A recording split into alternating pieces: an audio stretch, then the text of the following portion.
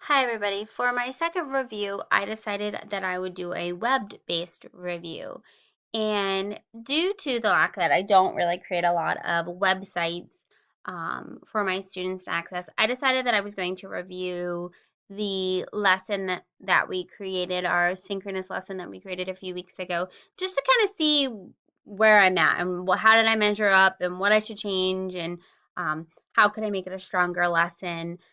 So just some of the things, if you didn't watch my initial video, I have it organized into the warm up, the story that we will be reading, the graphic organizer, and access slips up at the top. And I felt was a good way to kind of organize it and having everything in its own spot. Letting everybody know the standard, what we would be working on. In the lesson when I taught it, I did use a video as a great way to um, introduce the and review the skill of cause and effect. And then I had my students, my hypothetical students in the lesson that I did, go to the story where the story was there that we could read, having the graphic organizer where they went into their breakout rooms, and then last but not least, the exit slips.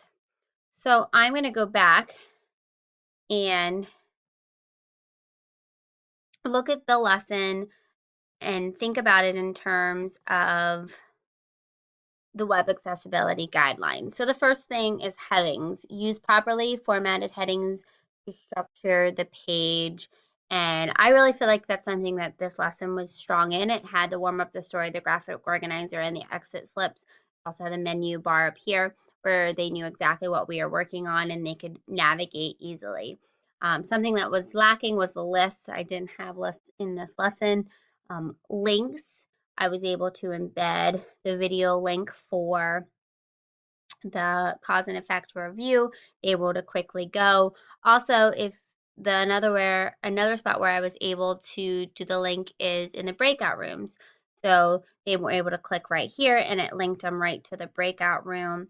So I felt like it was very accessible. Um, Color, I have the white with the black, so it's very easy to, see. Um, there isn't a color that means something, it doesn't convey a meaning. Keyboard accessibility, that's something I didn't really do. Modify, and visual disabilities often prevent people from using a mouse and having it so it is keyboard accessible. Honestly, that's something I'm not sure how to do and something I would like to look more into. How would I do that to make it so it is um, you can use it without a mouse? And then image, um, provide alternative text description for images. That's something that I didn't do, but something that I could always add upon to make my lesson even better. And then when looking about navigations, I feel like it's really easy to click and navigate through the website. Um, it's everything's labeled, you know exactly where to go. Blinking limit, eliminate or limit blinking flashing content to 3 seconds. Um, it's not those pages where you're having a smiley face constantly flashing at you. So I feel like it's something very just straightforward, and there's not a lot of blinking. Forms, label forms, fields, and buttons clearly ensure properly reading order in the form. So when you go into my exit slip, that is a form.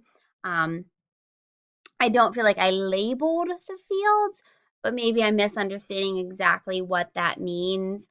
It says a screen reader will identify the field being read field by reading the label. It should adequately describe what should be filled in. I don't know if I actually have that because it's just like, they're just clicking an answer. Caption videos, I didn't have captions to my warm up video, but I can see that's something that would be easy to add after uploading my last video and providing the closed captioning, just something that would be an easy way to add. Transcribe the video, provide a transcript for audio that you or your PCC produced. If they'll be used more than once, that is something that I didn't do, or actually didn't even think of doing. Required software, require only accessible software and applications. Um, I feel like that's something you would know about your your learners. Do they have the required software or the access to what you need? So for example, everything that I have on my lesson, they're able to access right on the web. They can access a story, they can answer the exit slip, the video is right there. So I feel like that's something that I did. In terms of math and science, this wasn't a math or science lesson, so it really wasn't applicable. When looking or when thinking about the universal designs for learning principles, principle one, provide multiple means of representation. I'll be honest, when I was thinking about my lesson using the web accessibility checklist, I thought, oh, wow, I didn't do too bad. But when looking at the universal designs for learning principles, I'm like, oh, wow, I'm really lacking in multiple areas, especially principle 2 and 3. Principle 1, I did, having that pre-teaching, the prior knowledge, using that video and having multiple examples and non-examples of highlighting my learning.